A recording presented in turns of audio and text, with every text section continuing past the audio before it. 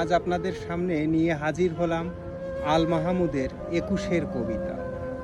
ফেব্রুয়ারির ২১ তারিখ, দুপুরবেলা রক্ত, বৃষ্টি নামে। বৃষ্টি কোথায়? বরকতের রক্ত।